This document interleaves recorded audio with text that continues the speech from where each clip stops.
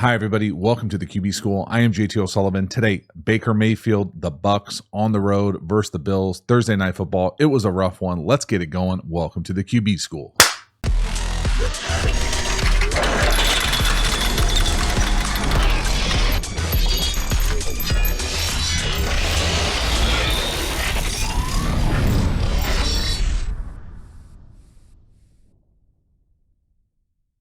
So before we dive into the video, a quick reminder about the Quarterback School Patreon community. This group is the foundation, the bedrock of this channel. Not only is it a great, cheap way to support the channel, but you get even more Quarterback School content, usually long form videos, really trying to create the environment of what it's like in an NFL quarterback room. So all sorts of nuance, detailed depth about not only the quarterback position, but offensive and defensive football at a high level. So if you're into that, hop over to the Quarterback School Patreon community. I appreciate your support. As for this video, let's get into it. Baker Mayfield, the Bucks, tough L versus the Bills on the road. Right here, third medium. Really nice job from Baker here, working the middle of the field. Got that double mug look. So both A gaps are walked up. The backer that the center turns to is going to drop. We've got to throw it right around his ear and work this little crosser right over the ball. Really nice job here from Baker. Again, you can see that double mug look. So anytime you get these linebacker types walked right up in here, we've got middle field closed. So someone's in the middle of the field. They've got the ability to bring 6 here, 3 on each side. We've got 6 in the pass protection unit, 5 offensive linemen and the back. So we're good to go. What we're going to ask here is the point on the bunch here is going to be working this crosser. And because it's middle of the field closed, right? Middle field closed, you should expect inside leverage here from these guys who are inside the dividers or tight-ish splits. So you're going to have the leverage you want to run away from it. All Baker's going to need to do here is whatever way the center turns, so we'll say the center turns to the right, that backer on that side is going to drop out and try to get into that whole thief rat area. And we just got to whip it right by his ear, and that's exactly how they make it work, right over the ball. Nice job there from Baker. Nice hookup. Again, catching the correct leverage. So we got in breaking route versus outside leverage. Again, watch the center turn to the right. That's how that backer then drops. Get the back eaten up with the other backer. Baker does a nice job standing in there, throwing a strike. Let's go. Next one here, 3rd and 9. This is a funky one for me. We're going to end up throwing what I'm used to calling a dart or a one-step slant up top into rotation. Really difficult here. I would also say that the drop that Baker uses here is going to make it a bit late, in my opinion, as far as the wasted movement. So if you're going to throw a one-step slant, which in and of itself I think is worthy of a conversation, because a one-step slant you just don't see very often anywhere on any level of football, where you're just going to come up here, take one step, and then come into the slant. Okay, if we were rotating away, so if this middle field player was going to the middle and we were coming down over here, maybe. I think of this as almost like a sight adjust type thing when it's from the outside. You'll see one-step slants from the slot sometimes where you have a slant behind it or outside of it, but just one-step slant here, and then it's a little late and it's low. And then you combine that with the fact that the rotation is into the slant. So none of that makes sense to me, and I would say that the drop is not what I would want if I was going to throw a one-step from gun. I'd want to just catch it and throw it. At most, one-step it. When you look down here to the bottom of the screen, you've got like a quick out. I'm not sure if it even gets a first down with the depth. You've got another quick out by like the number 3 or a stick, and then you've got the 2 on a corner. So just kind of a tough concept to make sense of exactly what they're trying to do. They get a completion, but they don't get a first down. So again, one step up top, one go. Again, it just looks like they're not quite on the same page. The drop that Baker has, almost like a shuffle hop. It looks recessy. If you were to work down here, quick out to the bottom, that quick out is not at a first down depth. The stick is not at a first down depth. They can, just this kind of stuff doesn't make sense to me, where we only have one route going past the sticks on 3rd down. Everything's disjointed. It's tough. Next one here, 3rd and 9. We're going to try to force the new number 2 on like a little crosser. To me, this is a tough look here to try to force this thing in. I think Baker probably could use his head and shoulders a little bit to kind of help open this thing up between the hashes. but it's almost like he forces this thing in there. Like he predetermines, I'm going to let this thing rip, as opposed to playing it out. Okay, so what's going on here coverage-wise? To me, this looks like split field coverage, quarter, quarter, half. Okay, so what does that mean? That means we've got the split field safeties. Okay, we're going to get a half field, a cloud, a rolled up flat defender. We're going to get quarter, quarter, and then a half. Okay, so coverage route-wise here, we're going to work this little like wrap in or crosser. It's going to be with this little pivot hitch. Now, 43 here is the guy that takes this thing away. So in a perfect world, quarterback-wise, you'd want to come back here, hit the top of your drop, and stare right here. Hopefully moving this guy and then being able to kind of rip this wrap in right behind it. If this gets taken away, so say both the pivot hitch and this little wrap in crosser are covered up. These guys do a good job covering them up. Where you've still got this one-on-one out here. You got to know where the one-on-one is for sure. So just this idea being like, hey, no, I don't like this. Instead of forcing it, let's just throw it out here. Drop it off to the one-on-one for a first down. Again, easier said than done, clicker guy. I got it. But find the one-on-one. Get it out of your hand. Don't force it. Now, that doesn't look like it's ever there. And he also doesn't do anything to manipulate the zone defenders. He just takes a drop, looks at it, throws it. Well, that's not good enough. And right here, 43 makes a nice play with the deflection. But again, could he kind of deke him to the right there? Probably. I mean, he's looking right at it. Deke him. Again, easier said than done as you're standing on an L to start this thing. Forced. Whew. Lucky too, right there. Could have been a pick. Next one here, 3rd and 6. Hit the corner by the number 3. This is a stubby beater. I know a great course that goes into significant detail about these types of concepts, but this one is wide open. Beautiful call. Nice job, Baker, seeing it. Again, I love this call versus this coverage. Beautiful pass protection here. Step into it. Wide open. No one around him. Let's go. Outstanding. So what the hell is a stubby beater? Stubby to me is an iteration of brackets. Okay, and even if it's not technically stubby, whatever they want to call it, at the end of the day, I think of it as a 3-by-1 or a 3-person coverage. So we've got 3 eligibles over here, right? What they're doing defensively is essentially saying the number 1 is man-to-man. He's got him everywhere he goes.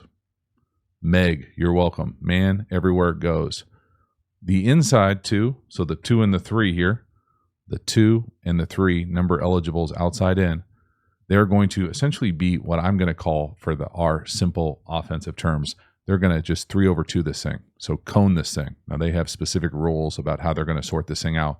But essentially it's these 3 for these 2. And so when you come out of this thing and run essentially like a scissors concept here, they should try to pass this thing off.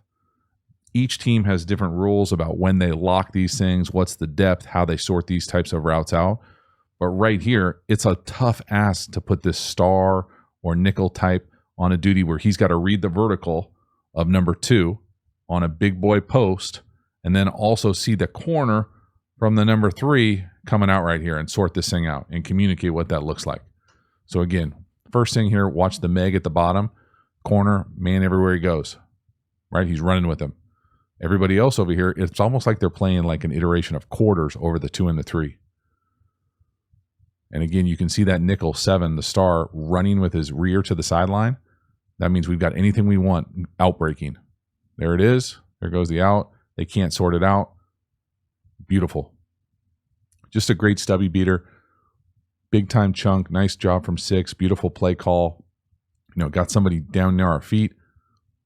Like a blue fire hydrant. Step right over it.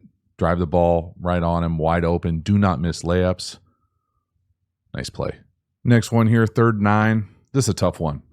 You know, to me, this is 2-man trying to work Evans up top on what I'm going to call like a little circus. Now, the ball looks terrible, but it's because the right guard is getting dump trucked right into your lap. And then we got someone falling right at our feet. Borderline penalty there. But man, I mean, yes, it's a turnover-worthy throw. I would also say that Mike Evans at the top of this thing is not my favorite route. I know that might be funny to you, for some YouTuber to say, hey, Mike Evans, learn how to run the route correctly. But there is an element of verse 2-man here. So I'm going to call this 2-man. Safety's deep. inside, underneath, man, usually on the inside eye of all the eligibles. So inside eye. So for me, if we're going to call this a circus route, I'd want to see a hard burst inside, up, and then almost like a little nod or move at the top and come out of this thing flat. What I dislike is coming out of this thing and then you like banana this thing around like this. So to me, that's never going to win versus good tight man coverage, ever. Now, it can probably be somewhere in between there and be good enough, but the route doesn't help us out. Now, does it matter because the right guard, essentially is taking a dump in our lap? No, it doesn't matter. But again, you can see there, it's almost like 13 has like a hurt neck. Like he's like wide turn, that thing. Now the ball's way off because we're getting hit below the waist. But you can see, it's really hard to play quarterback like that. Jesus Christ. I mean, just dunk, boom. Oh, goodness. Wow. Next one here, touchdown pass. To me, this is a zone read RPO. Everybody's trying to be the Miami Dolphins with that motion. This is a hell of a throw from Baker Mayfield. It's an outstanding catch as well.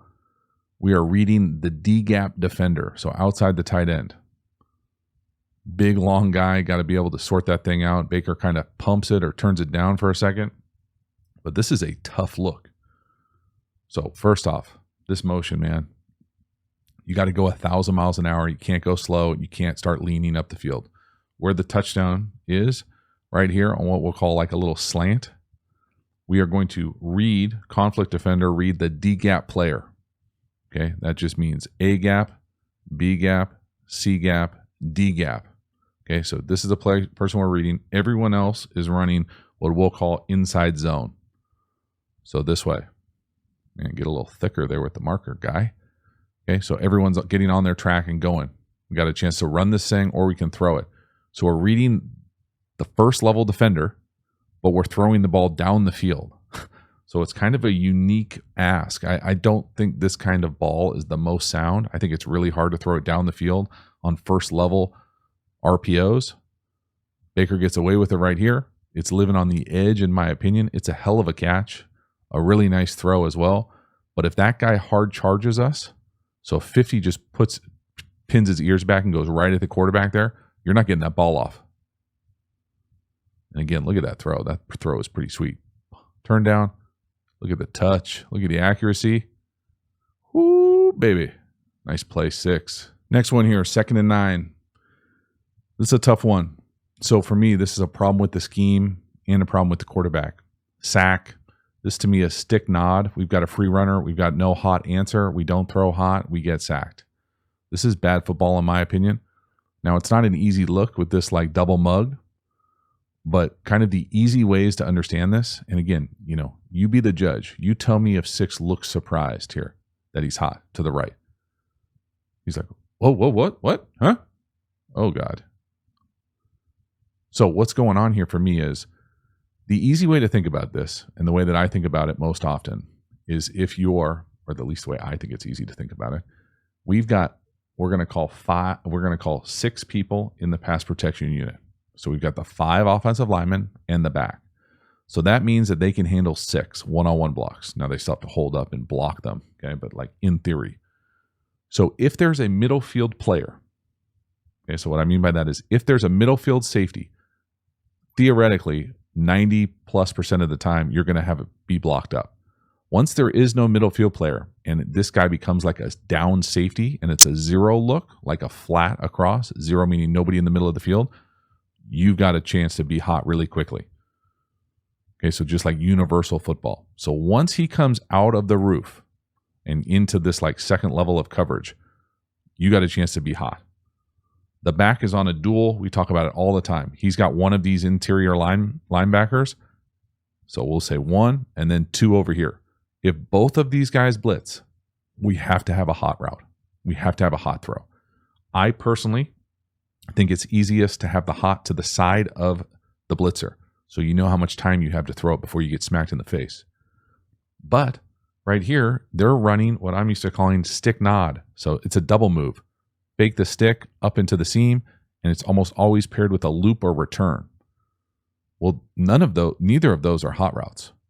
Some teams have different built-in things like hot flat if you see it, peak vertical hot if he sees it. Well, they don't see it if they have that. And I'm not saying that they have that. I'm saying that you need a hot over here. They don't have a hot. To me, that's a structural, systematic problem. So Baker has no hot down here to the bottom. What do you want him to do? Again, I mean, the tight end's not looking. He's running a double move, stick nod. Now he's sticking the air, sticking no coverage on him. The looper's not there, and we're sacked. Damn. Give us a chance here. So the scheme is letting us down. Again, you can see the pass pro. Watch the back step up.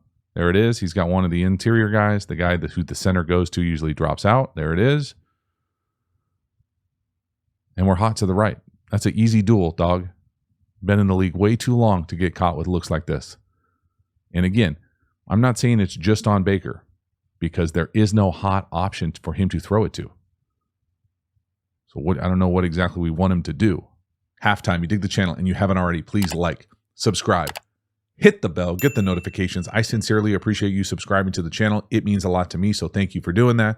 Again, the Quarterback School Patreon community, you know about it. Join, become a member, get even more Quarterback School content. We also have Quarterback School courses. Now, these courses are the premium content available through the channel. These are deep, deep dives on many of my favorite football topics. RPOs, tempos, pass protection. How to Beat Every Coverage is the best-selling course, and then we even have an entire offensive system and framework available for you. So hop over there, check out the courses, and enroll.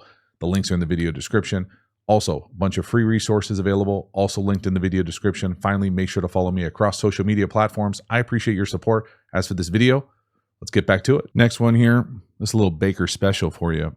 This looks like it's supposed to be a naked or keeper down here to the bottom, to the right. It's kind of gone wrong. Baker spins out of the head tackle and goes and makes a little bit of a play, gets a first down. I mean, it definitely always kind of feels a little erratic. And so right here, it definitely is. We talk a lot about having a plan on these things. I mean, I don't know how you watch that and don't think it's a little funny. Yo! I mean, where's he throwing it?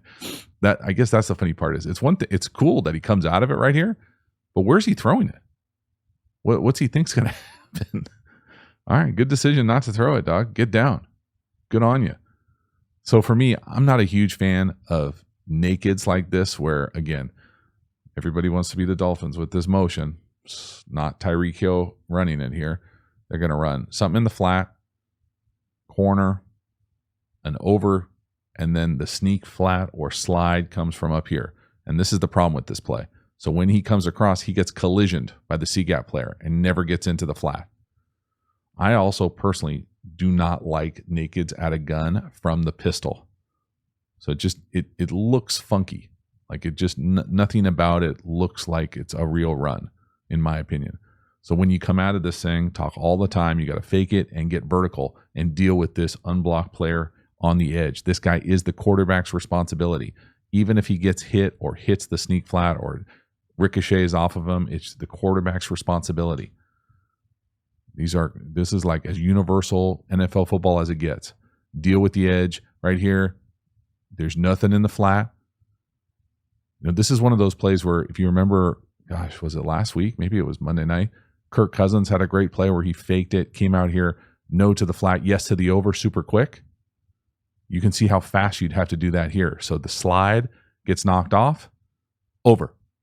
So just that fast. And he's not able to do it. I'm not saying he could do it here, but Baker being Baker, makes something work. Not the prettiest play in the world. Who the hell knows who he's throwing it to here coming out of the spin. Great job. Nice strength here to stay up. Good decision not to throw it and go get a first down, dog. Whew.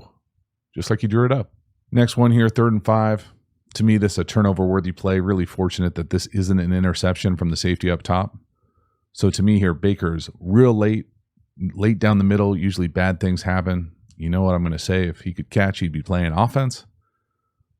But Baker just here looks like he just hangs, and plays like buddy ball with 14, and it almost blows up in his face.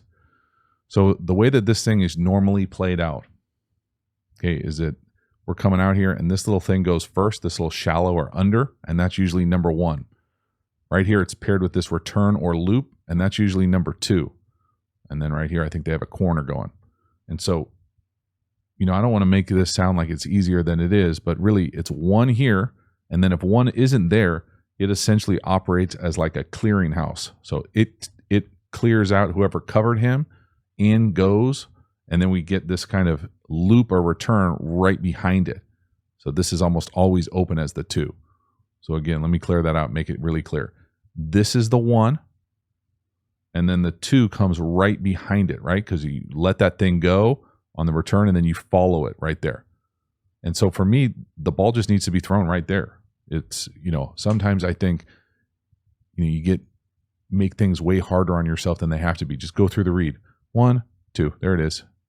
See how he kind of goes. To me, he goes 1, no, 2, no, 3, yes, ?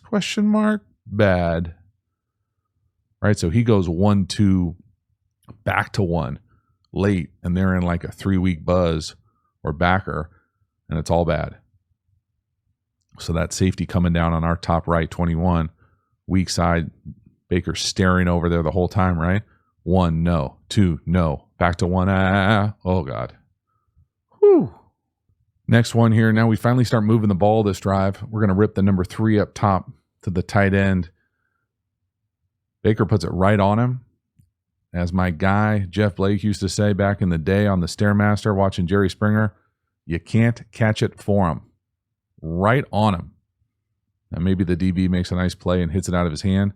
But, I mean, this is pretty good from Baker Mayfield. I don't know what more you could ask for here as far as coming up. Kind of nod him a little bit, get that DB type to turn.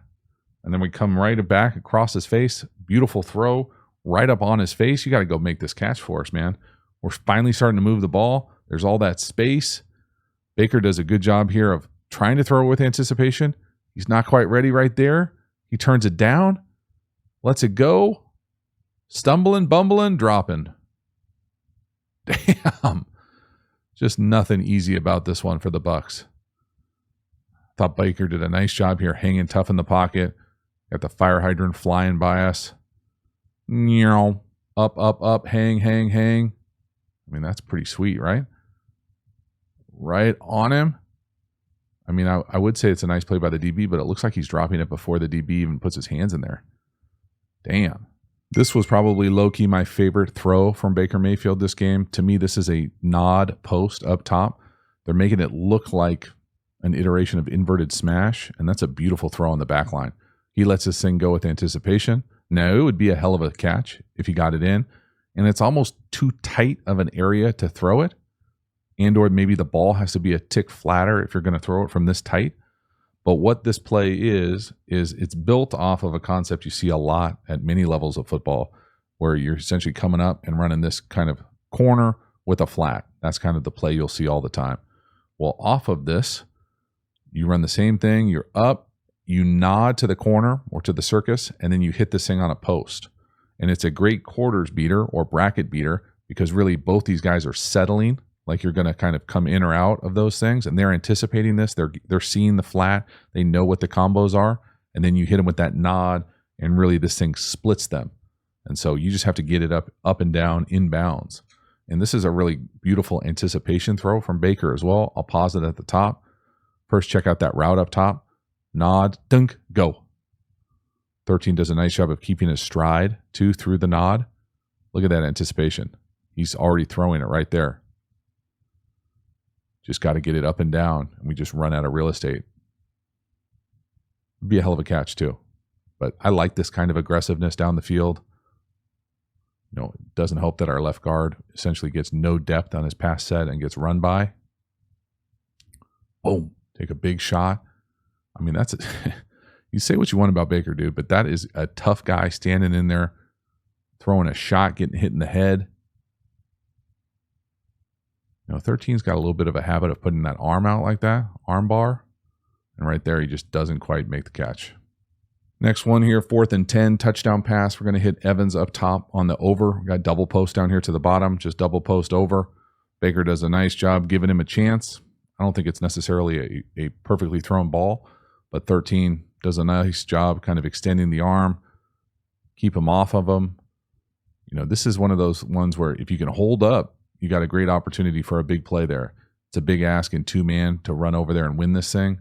So for my money, what this concept is double post. So post, post, and then we're going to run this kind of over. And you see this concept all the time versus many different looks. It's good versus damn near anything. If you're going to catch two man here, so you got inside leverage, inside leverage, inside leverage, he's going to be like inside trail on this thing. And you're going to have two safeties over the top. So you've got all these guys, you've got the potential for four guys here. So these four, and then the safety to this side, five guys to kind of get out of there. And then you run this thing across, and all you have to do is beat that underneath kind of like trail inside technique, because you're hoping that safety's out of there with the double post. So nice job identifying it. Good winner versus 4th and 10. Great pass protection. Nice ball to get it up and over. You know, it's a little underthrown. I think if you throw that thing, you know, outside the B a little bit more in the end zone, it's an easier play. But Mike Evans does a nice job just kind of getting away with about as much as you can get away with without getting an offensive PI. You can see that runaway on the over, though, right? That inside trail technique. Mike gives him a little stair step right there, a little nod. And then see if we can see the arm bar right there. Left arm. Get off me. Oh, that's the one that goes off of his head, too, isn't it? Bank. The bank is always open. Next one here. I thought this was just a really cool play from Baker Mayfield. Someone like wrapped around his feet. He's got to like twirl this thing all to get to a check down. I mean, again, I think Baker has some erraticness to his game, but you got to appreciate stuff like this. I mean, I think this is Von Miller, like around his ankle here, trying to twirl him. Look at this. Bouncing on one leg. I mean, y'all, that's pretty awesome. You can say a lot of things about Six, but he is competing. Look at him, horizontal right there. That's awesome, man. I love it. I really do. That type of playmaking ability is unique, even at the highest levels. Someone at your feet, balance, strength, awareness, get a completion. It's a sweet ass play. Now it's a nothing check down in a, you know, essentially an over situation. But man, just appreciate the kind of grit, the strength. I mean, look at this. He's grabbing his left leg. He's on one leg, horizontal, good enough throw. Wow. Last one here, Hail Mary.